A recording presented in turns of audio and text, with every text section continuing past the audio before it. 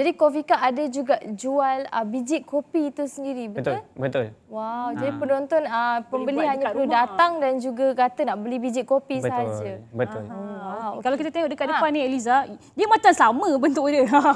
Dari tak mesti aroma dia lain. Oh, aroma dia lain. Apa kata kita try buka? Awak nak try buka? Silakan Derina. Dalam pada Derina tengah cuba buka ni, Allahu Akbar. Daripada Derina tengah cuba buka. Saya tak pandai buat kopi, macam itulah jadinya. Sebab tu lah awak kena kerja kat sini, awak tak boleh kerja kat Kofika. Okey, saya nak tanya apa beza biji-biji kopi? Macam kita tahu dekat Bandung and then ada daripada Colombia. Jadi apa bezanya? Okey, jadi perbezaan antara beans ni, setiap beans dia ada karakter-karakter dia yang tersendiri. So dia bukan pasal kita letak caramel atau kita letak gula membezakan rasa dia, tapi beans itu sendiri. Macam Brazil dia lebih kepada nutty punya karakter. Macam Indonesian yang kita ada ni dia more to fruity. Ada juga jenis-jenis yang floral. Jadi setiap karakter diorang, each beans ni adalah unik. That's why kenapa dia ada banyak jenis. Saya ingatkan tea je ada sebab dari bunga-bunga dan sebagainya. Kopi pun ada juga ya. Yang dimainkan peranan untuk kepada mereka-mereka di luar sana. Okay, kita our first vision and mission adalah untuk to champion, untuk kita memberi peluang kepada wanita-wanita yang ingin mendapat peluang kepimpinan ataupun untuk diorang diberi visibility. Ya, kadang-kadang wanita ni dalam dia perjalanan pekerjaan kerjaya banyak halangan dan kekangan yang diorang hadapi. So Women Leadership Foundation ni kita provide program dan juga training to develop, to polish and to nurture diorang so that they will have the quality of a leadership dalam dia menjana dia punya career. Betul, penting sebenarnya Eliza untuk kita sebagai wanita perlu ada orang kata ilmu untuk menjadi seorang ketua dalam sesebuah organisasi supaya organisasi itu boleh bergerak maju jaya ke hadapan seperti mereka-mereka di luar sana. Betul. Datuk, saya nak tanya juga, macam mana kalau penonton di luar sana ingin join, ingin menyertai program ini? Adakah dia terbuka kepada orang ramai ataupun ada proses-proses yang tertentu? Ada. Kita ada membership program tapi you can always check out dekat womenleadershipfoundation.com and where you can request inquiry. And tapi kita memang ada banyak program yang kita dah sedia ada. Salah satu daripada program yang memang orang kata dicarilah oleh corporate di Malaysia adalah kita panggil Smart Mentoring Program. Dalam program tu kita ada individu mentoring. Maknanya whoever join the program dia akan diberi individu mentor. Tetapi kita punya mentoring ni dia unik sebab not just one-to-one mentoring, you juga diberi peluang expose kepada industri.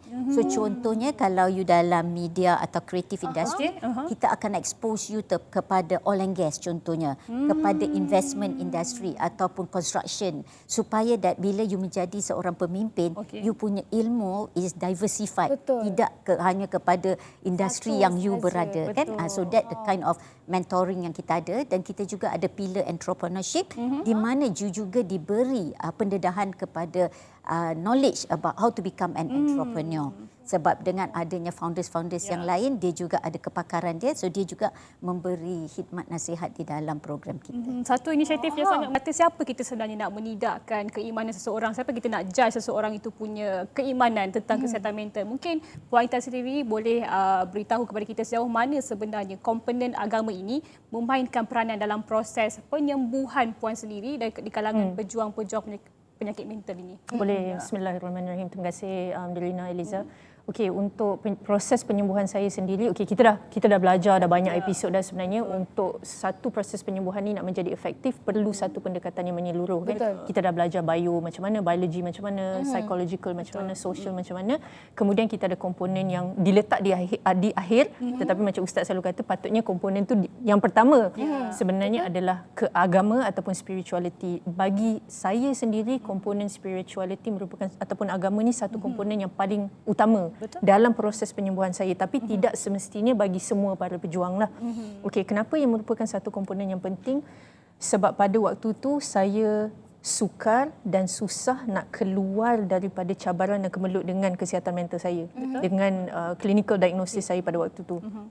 Jadi apabila saya setiap hari dalam keadaan yang teruk dan apabila saya panggil kembali kepada agama ni, baru saya dapat melihat agama sebagai satu panduan.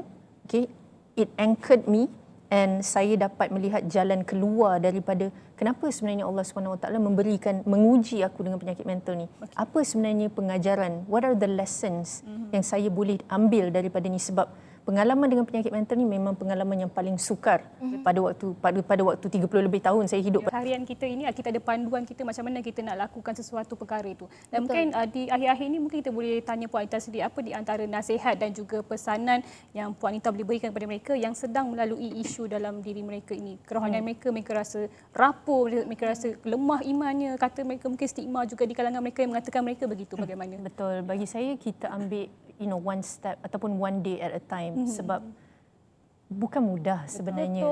Tetapi pahala ni di situ sebenarnya. Lagi susah pahala dia lagi besar. Dan kalau benda ni kita amalkan setiap hari kita cuba pertingkatkan, lama-lama benda tu akan menjadi biasa. Dan bukan saja menjadi biasa, lagi lama kita buat kita akan rindu kalau dah tak buat. Saya bagi satu pesan ya. Dulu saya banyak waktu untuk meningkatkan amalan dan membuat segala perkara yang saya sebutkan. Tetapi ustaz memberitahu saya, akak kita juga kena seimbang. Sebab saya pada waktu tu dah tak bekerja, tak menjaga keluarga dan sebagainya. Proses penyembuhan tak berjalan sebenarnya dengan efektif, tetapi apabila saya seimbangkan balik semuanya, barulah sebenarnya okey. Jadi ini membawa maksud bahawa kita tak payah nak ekstrim dalam apa sahaja, tetapi kita konsisten ataupun istiqomah dalam apa yang kita amalkan. Dan istiqomah ni bukan perkara yang mudah sebenarnya, tetapi yang penting kita ada rakan-rakan, ahli keluarga yang sering orang kata bersama-sama dengan kita dan kita boleh saling menyokong dan nasihat menasihati. Kalau nampak ada kawan yang mungkin tertinggal ke belakang, bawa dia ke depan balik. Ini penting sebenarnya. Jadi kita kena mengelilingi diri kita dengan rakan-rakan yang sebegitu.